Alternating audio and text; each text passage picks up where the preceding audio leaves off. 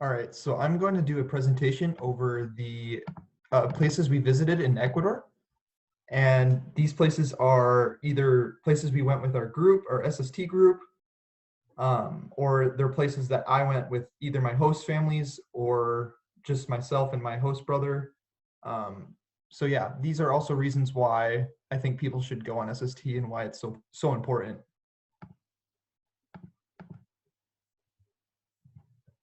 So our first stop was the Basilica in Quito, which is a Roman Catholic church that we first visited. And it's considered to be one of the biggest neo-Gothic churches in South America. And at first glance, we all noticed instantly that this church was much bigger than it seemed from far away, because we went to a restaurant the night before we visited the Basilica, and we got a high view on a mountainside, and we got to look down on the Basilica in the city, and it looked quite small compared to the city, but going down there, it was massive. And it was unexplainable how beautiful the church was. Up close, almost felt like a dream, and inside it gets much better. As you can see on the picture on the left, the inside was, as you can imagine, a massive traditional Catholic church, what that would look like, even in Ecuador. It has an immense amount of seating, as well as very spacious area for the congregation. You can see all the pews lined up at, yeah, it just goes on forever, it looks like. You can also see the statues located on the columns on each side of the pews. So on the left and right side, that represent strong Catholic figures. Every wall had some piece of artwork or artifact that represented the Roman Catholic Church. And it was filled with many colors on every floor, which you can see which you will be able to see in the next slide. And then you can also see in the picture on the right just how insanely tall one of the chapels is. However, this is not even the highest point of the cathedral. It actually goes higher than that peak you can see in that picture on the right. So continuing on the Basilica, we were able to move more and see more of its beauty, including the upper levels of the cathedral. As you can see on the left picture, it's a crazy amount of color and artistic design, and this picture can barely explain like the beauty that we got to see there. This was just one of the windows that were shining in onto the main floor of the cathedral. This was on the second level. We stumbled upon many like sketchy stairways that didn't have many safety rails either. Continuing up, this is where we get to the second picture here on the right. This is not even the highest level either. I stopped because it was too thrilling for me, and I was a little too scared to go any higher. But you could see across the way in that other chapel, little railing, and you could also go up to that one and look out and see the view of Quito ahead. So the view of where this picture was taken is not the highest. There was another level above that. And the views were honestly breathtaking, and you could see the majority of Quito, but not all of it, but a good amount that it was just breathtaking and honestly amazing. So our next stop was Pichincha, which is a volcano and a giant mountain that's rises over the city of Quito. And it was a quick 8-minute ride that we took the teleférico up to the top of the mountain. And it was a steep decline most of the way up, so it was a little thrilling because all of the teleférico was like windows, and you would look down and it was just a big drop. As you can see on the picture on the right, this was only the beginning of the teleférico, so every 1 minute or so the scenery would completely change, and you could see a lot more of the city or little of the city depending on where you were on the teleférico. And it changed drastically, as if we were ascending into another world. So we all noticed, like going up, like we were just speechless on the way up. At least with my group, we were just quiet most of the time. We were just like in wow. It was just amazing. And then if you look in the picture on the left, you can see the teleférico on the right side of the picture overlooking the city. So on the right, you'll see the teleférico. That's what we took to get up on the mountain. And then this was about 5 minutes into the walk that we were gonna spend walking the hike trails of Pichincha. Continuing on Pichincha, if you look at the picture on the right, there was a set of swings at the top of Pichincha. So we got to swing, and obviously you're not over like a cliff drop off, because those swings would be extremely dangerous if that was the case. However, at first I was uncertain and I wasn't really like into doing that, but I have no regrets in doing that. And honestly, it was so amazing. I got to like see more of the city as I would swing up and down, and we all took turns swinging back and forth. It felt so euphoric and free. This was probably one of the most unforgettable experiences on my SST experience, because it gave me a chance to just stop and breathe in the fresh mountain air. Now, looking on the picture on the left, this shows what we saw ahead of us after about an hour of hiking. We could see the path swivel through the mountain, and it seemed like the end of the hike was near, when it definitely was many more miles away. Some people in our group wanted to go much farther than we actually did, but unfortunately we needed a guide in order to go further. The reason for this is because the weather gets much more intense, and as you get higher, the air begins to get thinner and it starts to snow eventually, depending on the time of day. After a while of walking, it continued to get colder and much harder to breathe, obviously because the air is getting thinner. But you can see some people on that path on that picture on the left. I think some of those are SST students that were going up as far as they could without a guide, and then they had to stop eventually when it got to the point where you can't go without a guide. But overall, it was a pretty rigorous hike. However, really, really beautiful. Looking down on the valleys and the city of Quito. So our next destination was the cloud forest, which was about 3 hours outside of Quito. And we were going to be staying here for about a night, and it seemed like a whole new world awaiting for us.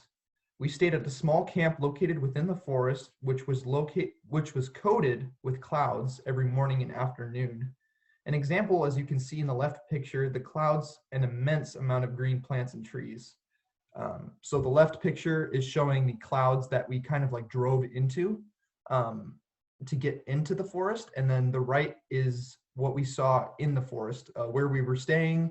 This was a picture taken on one of the walks that you could have, and we had a tour in the morning. So this was kind of early in the morning when the clouds would be out a lot more than at noon or late afternoon. The tour guide also that morning told us the insane amount of species that live within the forest that includes plants, trees, animals, and insects are actually more than the total in the United States. Compared to hiking up Pichincha, the cloud forest had much more humidity and was much warmer during the day.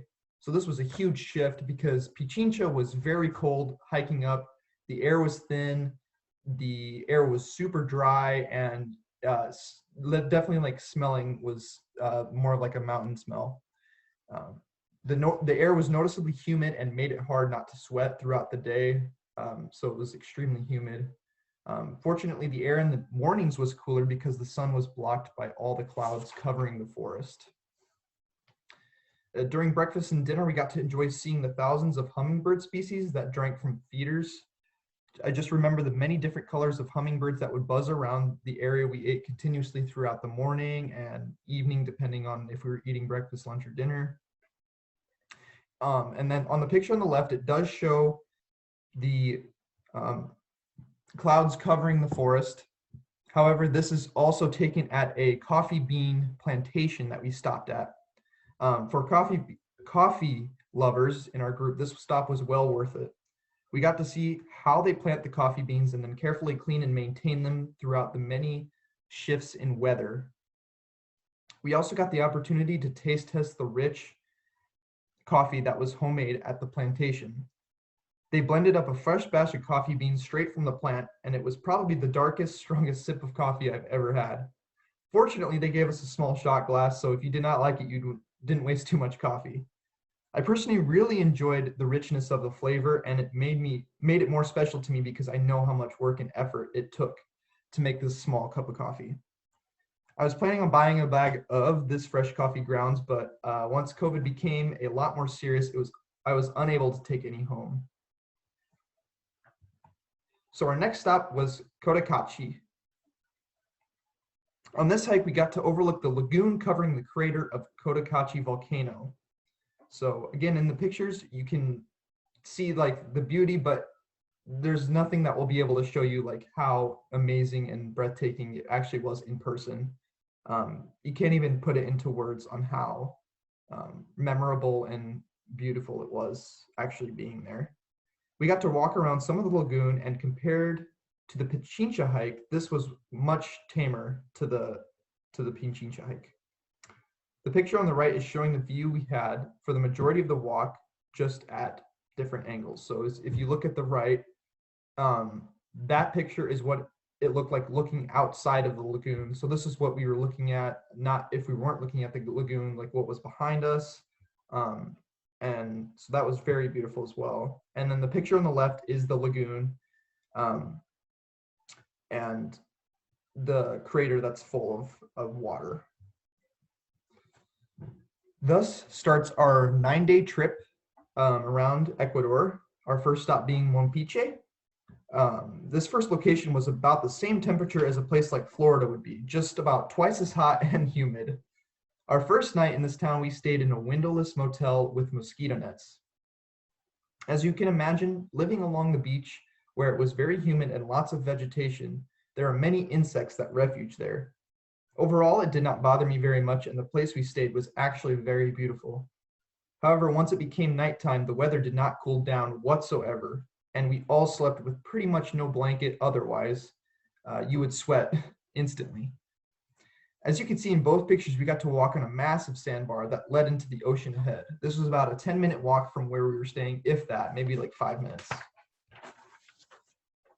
The one on the right shows it leading into the ocean, and the one on the left shows what was behind us on the sandbar. So there were a few homes, maybe a few companies that were taking ships out in the yard. Yeah, the one on the left is showing what we saw looking out to the ocean. Some of our SST members in that picture, you can see them out wading in the water. Our next stop was Manta, which is another coastal location, just not as humid in my opinion. This destination was very similar to a touristy destination you might see in Florida. When we first arrived here, the majority of us were so hungry, we walked to a restaurant and we had an Italian place. We went to an Italian place that had decent food, but Olive Garden's better in my opinion. So you can see in the one picture here that I've given you, that this is the public beach. Definitely a lot of Florida vibes in this one picture. You can see the beautiful sunset, a massive beach with a lifeguard, and it's just a public beach that you might see in Florida.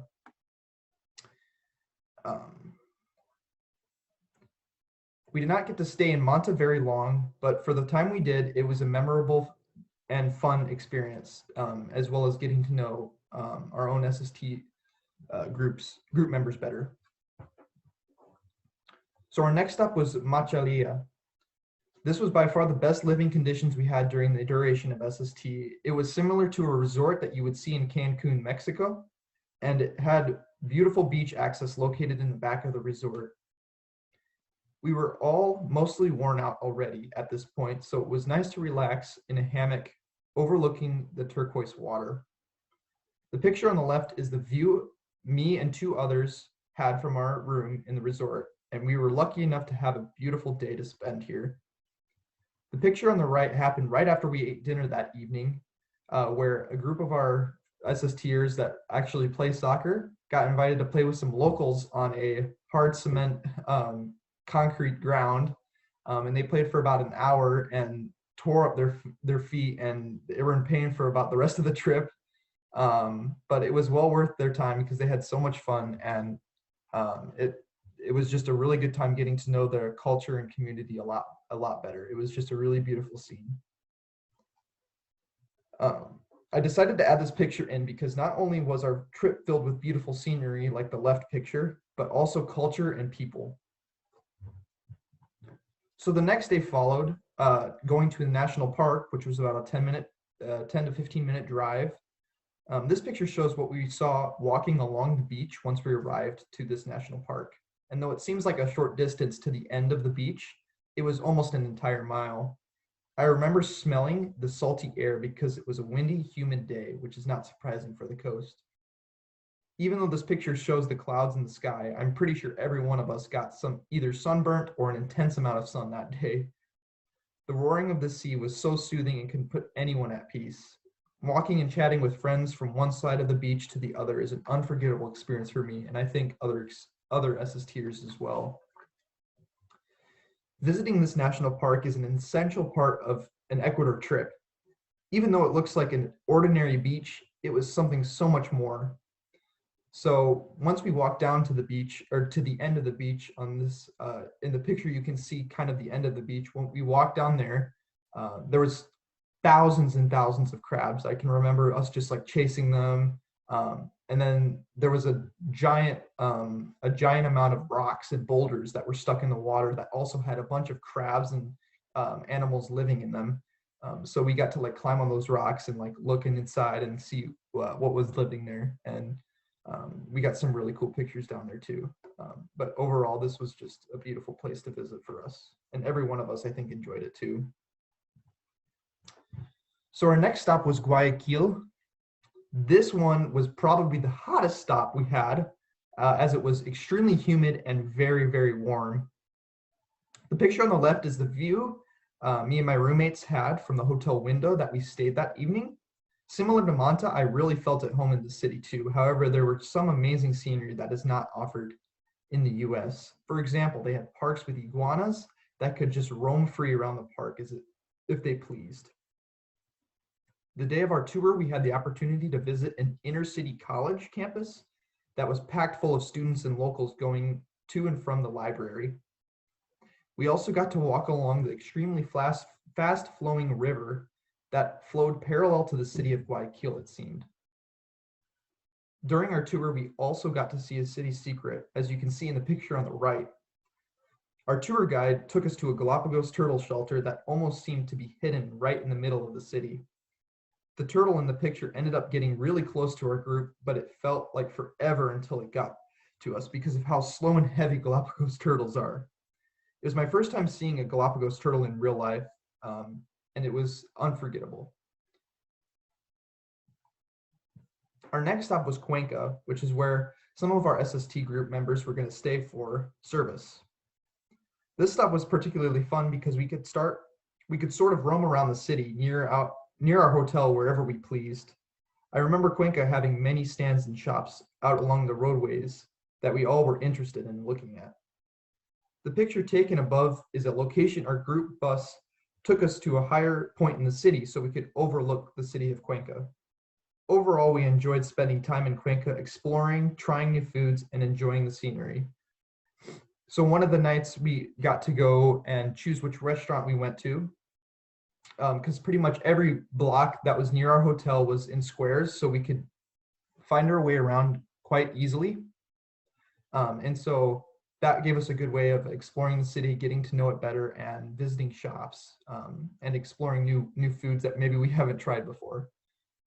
So this was an overall fun experience to visit Cuenca for 3 days. Our next stop was Riobamba, which happened to be where I was going to stay for service. Along with Machalilla, this is one of my favorite places to visit and stay. During our 9-day trip visit, we got to eat with an indigenous community that made us fresh food from their farm. The picture taken above is one of the stops passing through this indigenous community that was like an endless hill of crops and cattle. This destination was a good way to end our 9-day trip, as well as we all made memories and developed strong friendships. So now, as you can see, this is also Riobamba, except this is on my service term. These are places that I either lived or visited. I will never forget seeing the peak of Chimborazo, which is a volcano overlooking the city of Riobamba, as you can somewhat see in the picture on the left.